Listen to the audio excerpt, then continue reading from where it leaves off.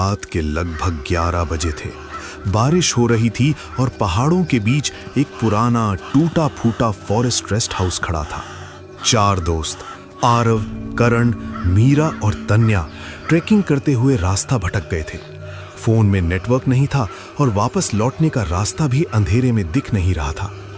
आरव बोला, आज रात यहीं रुकना पड़ेगा, सुबह होते ही निकल जाएंगे। सबको थोड़ा डर लग रहा था, लेकिन कोई दूसरा विकल्प भी नहीं था। जैसे ही उन्होंने दरवाजा खोला, अंदर से सीलन और सड़ांध की बदबू आई। कमरे में टूटी कुर्सियां, जाले और धूल ही धूल थी।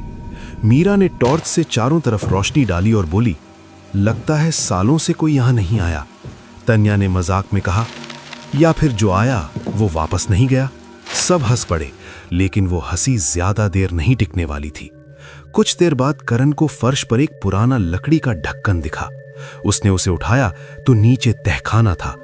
आरव बोला, चल नीचे देखते हैं, शायद कुछ काम की चीज मिल जाए। नीचे जाते ही उन्हें एक पुरानी मेज दिखी। उस पर एक अजीब सी किताब रखी थी, काले चमड़े की, जिस पर अजीब चिन्ह बने थे। किताब के पास एक पुराना टेप रिकॉर्डर भी रखा था। मीरा ने टेप चलाया।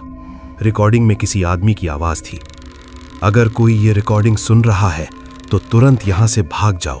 इस किताब में जो लिखा है वो पढ़ना मत, वो चीजें वापस आ जाएंगी। लेकिन रिकॉर्डिंग वहीं कट गई। करण हंसते हुए बोला, यार कोई हॉरर प्रैंक होगा। उसने किताब खोली। उसके अंदर अजीब भाषा में मंत्र लिखे थे। करण ने मजाक में उनमें से एक लाइन जोर से पढ़ दी।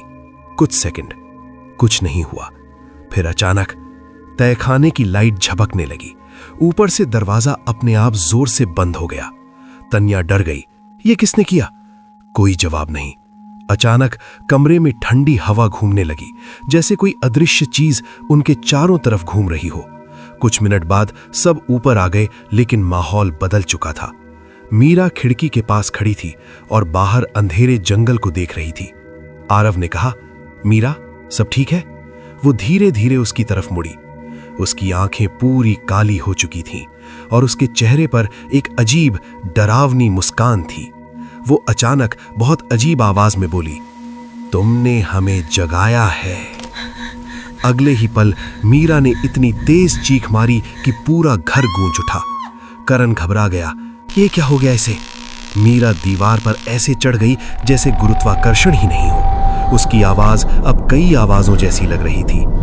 ये घर अब हमारा है और तुम सब हमारे मेहमान। तन्या रोने लगी। आरव को अचानक तहकाने वाली रिकॉर्डिंग याद आई। किताब, उस आदमी ने कुछ लिखा होगा कि इसे रोक कैसे सकते हैं। वो नीचे भागा। तहखाने में किताब के आखिरी पन्ने पर लाल स्याही से लिखा था, जिसने उन्हें जगाया है वही उन्हें वापस भेज सकता है, लेकिन इसके लिए उसे अपनी सबसे कीमती चीज कुर्बान करनी होगी। उसी समय ऊपर से करण की चीख आई। आरव दौड़कर ऊपर पहुंचा। मीरा अब पूरी तरह बदल चुकी थी।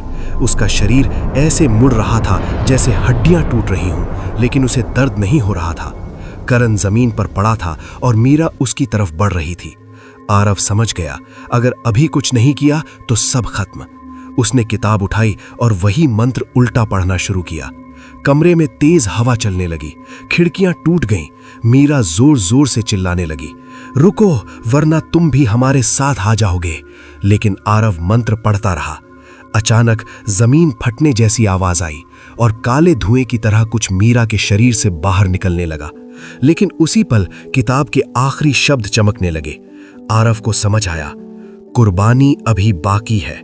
उसने बिना सोचे किताब को अपने सीने से लगा लिया और आखिरी लाइन पढ़ दी। कमरे में एक जोरदार धमाका हुआ और सब कुछ शांत हो गया। सुबह पुलिस को उस पुराने रेस्ट हाउस में सिर्फ 2 लोग मिले, करण और तन्या। मीरा बेहोश थी, लेकिन अब बिल्कुल सामान्य। आरव कहीं नहीं था। तहखाने में सिर्फ एक चीज पड़ी थी, वही काली किताब। लेकिन अब उसके कवर पर एक नया निशान था।